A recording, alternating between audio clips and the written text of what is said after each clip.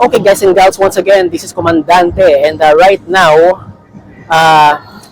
less than a month na lang bago ang Anime Expo 2026. So naisipan ko lang nga pala, bakit hindi ako dumaan ng Los Angeles Convention Center ngayong naghihintay tayo ng isang napakalaking event, or should I say, napakalaking anime event na mangyayari dito sa LA.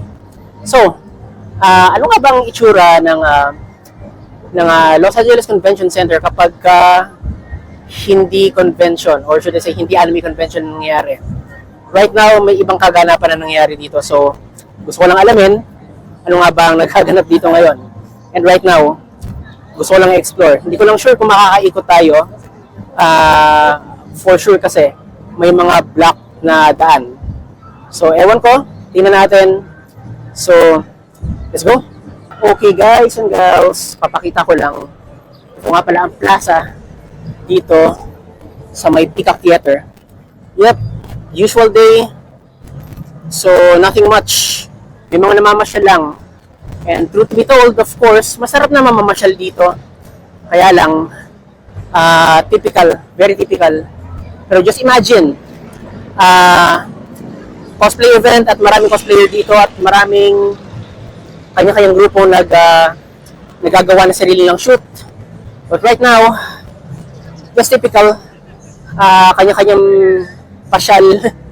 And right now, dito sa Crypto Arena, may event. I'm not sure kung ano, pero nga pala, itong Crypto Arena is gagamitin din bilang part ng Anime Expo na parating. So, let's see here, mga pops. Talagang pinatag na nila dito. Naalala ko kasi, ito, kalsada to eh. So, ngayon talagang pinatag na nila. And talagang nga namang, yep, masarap maglakad dito.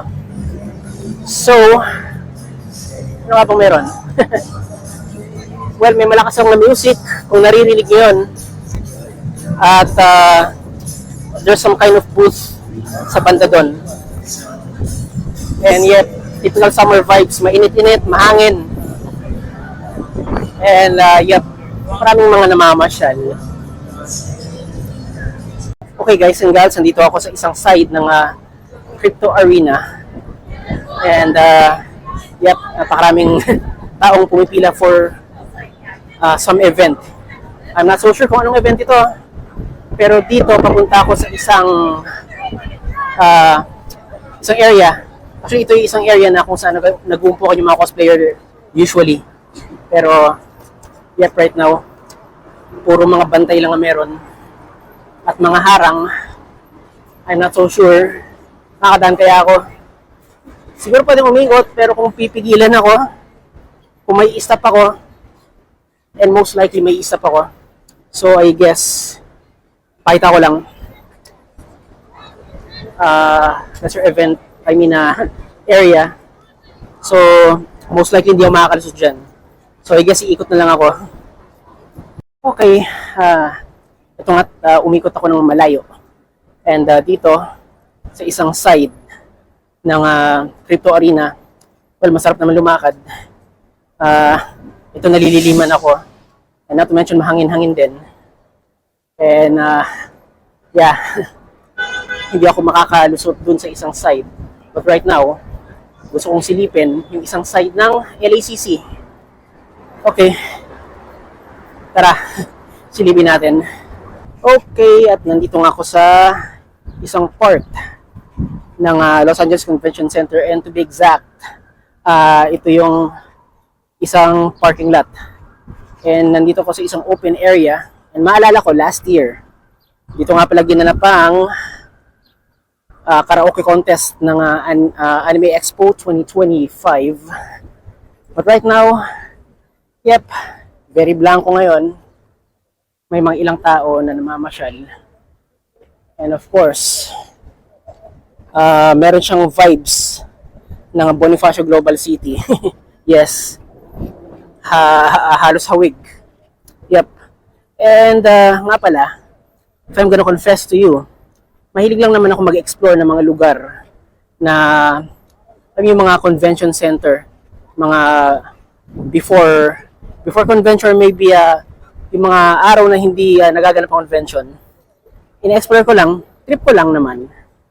And gusto ko lang makita ang itsura ng isang lugar kapag hindi nangyayari isang anime convention. So right now, ngayon, as you can see, may mga nagpa-practice ng biking, cycling, kung ano man yun. And yep, very typical. It's kind of bored and not at the same time. Well, kung gusto mong humanap ng kapayapaan sa utak mo, ito ang lugar for you. And yep, that's exactly what I wanted right now. Konting hangin, konting pamamasyal, and yeah, some city vibes na gusto kong ma-experience. Yes, indeed. Ito ang isang part ng Los Angeles na gustong-gusto kong ginadalaw. Yep, this is the one.